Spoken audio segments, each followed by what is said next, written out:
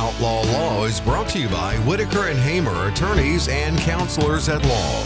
Your law firm for life. Welcome back into the Outlaw Lawyers. Josh Whitaker and Joe Hamer, your hosts, are the managing partners at Whitaker and Hamer Law Firm, practicing attorneys here in North Carolina. They have offices located conveniently for you: Raleigh, Garner, Clayton, Goldsboro, Fuquay-Varina, Gastonia, and Morehead City. I'm Morgan Patrick, consumer advocate. If you are facing a legal situation, if you've got questions, you can always call the firm. 800-659-1186. That's 800-659-1186. Leave your contact information, briefly what the call's about, and an attorney with Whitaker and Hamer will be in touch. And we always offer you this. If you want your question answered on the air, you can email it to us, questions@theoutlawlawyer.com. We are going to talk about, well, Jack Daniels, Josh. Yeah, we've got a lot of cases that we've discussed over the course of the past couple of months that were being argued in front of the Supreme Court. You know, it's a big challenge to get to the United States Supreme Court. They have to accept your case. There's usually oral arguments that a lot of attorneys and news outlets will follow pretty closely. And so we've talked about a couple, and now we've got opinions that have been handed down. So I wanted to just backtrack because we spent a lot of time one day talking about the Jack Daniels, we'll just call it the Jack Daniels case, but there was a maker of dog toys who was making a line of alcohol-related dog toys, right? Bottles of beer. And so we had one. This Bad Spaniels. That was the name on the bottle. Bad Spaniels. Was it? Yeah. So we had one where they made a kind of a Jack Daniels bottle and kind of had some of the trademarks you would expect to see on a Jack Daniels bottle. And clearly it wasn't Jack Daniels. It was clearly a dog toy. I don't think there was any confusion about that. But it was argued in front of the Supreme Court. Jack Daniels wanted trademark protection. They said, hey, they use some of our, logos on the bottle are very similar to our logos, and the font is the same. Yeah. Shape of the bottle. So they were worried about that. I think we kind of joked about it a little bit at the time, but it was the Supreme Court's usually a little bit sheepish on enforcing trademarks and copyright law. They're not very aggressive, but the new court, led by some of the more liberal justices, which is maybe not what you would expect them to be hawkish on. Anyway, they found for Jack Daniels in this case. So Jack Daniels, they said this was clearly, an infringement, and, a trademark is supposed to protect the goodwill of the, Jack Daniels, or trademark is supposed to protect their goodwill and let folks know that they're getting a Jack Daniels product. And the court smacked down the toy maker here. The court laid the smackdown. Is that what you're saying? Yeah. They did not give them any leeway here, and Jack Daniels won this trademark. This is the second or third trademark case this Supreme Court has kind of dealt with, and they have been consistently finding in favor. Kind of the bigger companies are the ones who are always trying to protect their trademark. So it's kind of the big corporate folks against the smaller folks. But there's no confusion here. It was so you're saying the dog toy lobby didn't show up in full effect and slam dunk it? At the time we talked about how this dog toy company that we had never heard of. I don't know many dog toy companies, but I hadn't heard of this dog toy company. It is not cheap to take a course, take a case like this to the Supreme Court. This is a lot of legal fees. And they did it. We were pretty amazed, and they did it for nothing because they lost. That was a real sad ending to that story, man. I was going to have a happier ending. Yeah.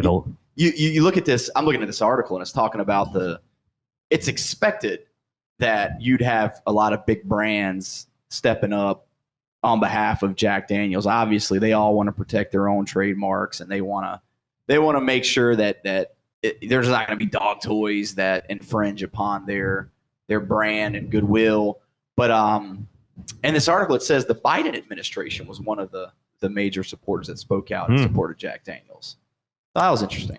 Yeah, you usually see more support for that come from the conservative justices, but Justice Kagan, who's I never like to put these labels on justices, but we do have justices that trend to be more conservative and more liberal. And I don't mean that necessarily political. I mean in their interpretation of the law. So that kind of has a different connotation when you're talking about justices and judges and how they interpret the law. But Justice Kagan, known to be a more liberal justice, but she wrote the opinion and she did not mince any words, and Jack Daniel's trademark was protected. So that was one that we had talked a lot about. And then the other one that we had gotten a lot of comments on, there was a Supreme Court case that basically originated out of Minnesota. Minnesota had a law where if you got behind on your property tax, we talked about property tax, or this is the time of year where a lot of local towns, cities, counties are setting their tax rate for the upcoming year. Exciting time, man. I know you get down on that. Yeah, big time. Yeah. They never reduce, right? Once you start getting taxes collected, if you're a town or a city, you never seem to really take that amount down, right? That amount always goes up to fund new stuff. It never goes down. Never really seems to be a surplus that they give back. It's like, oh, we got some extra. Yeah. Guys, we're gonna slash it. You don't get that slashing. We're slashing your rates. Right. So that's maybe every now and again, but not that I know of. So, and if you don't pay your property tax, that's a lien on your property. And if you get far enough behind, the county, the state, the city, whoever you owe taxes to, they can foreclose and they can sell your property to satisfy what you owe. If there's any extra money, you're supposed to get that. It's called a surplus. So that's supposed to come back to you. In Minnesota, they had a law where that didn't come back to you. If there was a surplus, since you didn't pay your taxes, it was assumed that you forfeited that surplus and it was used by the taxing, authority. So the county, the city, they got that money. So in Minnesota, there was a 94-year-old woman who had a condo. I think the facts were she went into assisted living.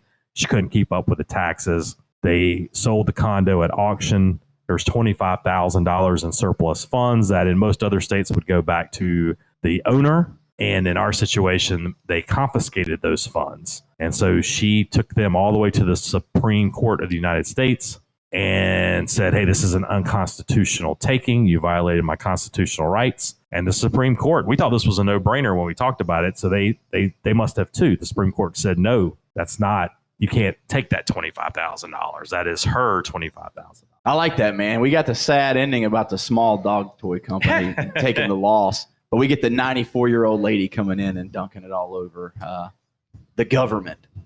So any other states that have those laws in place, they're going to have to kind of revisit those. Those are going to be challenged now if they're not, repealed, but that's unconstitutional. So if you ever have property that's confiscated, foreclosed on, by the state, by the county, by the city, they're only entitled to what's owed, and anything above that is going to go to it's going to go back to you. That's your money.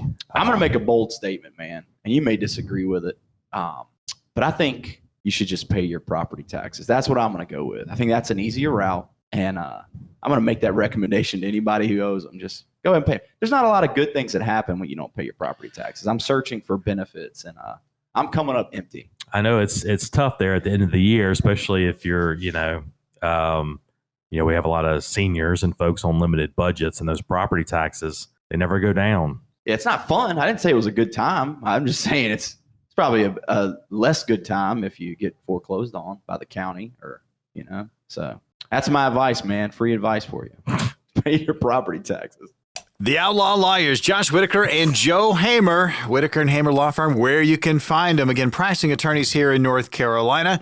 Raleigh, Garner, Clayton, Goldsboro, Fuquay, Varina, Gastonia, and Morehead City have offices located there for Whitaker and Hamer. If you've got a situation you're facing, you've got some questions, you can always call the firm and get some answers. Here's the number, 800-659-1186. That's 800-659-1186. Leave your contact information, briefly what the call is about, and an attorney will be in touch with you. You can email your questions to the show. That's questions@theoutlawlawyer.com. We're back right after this.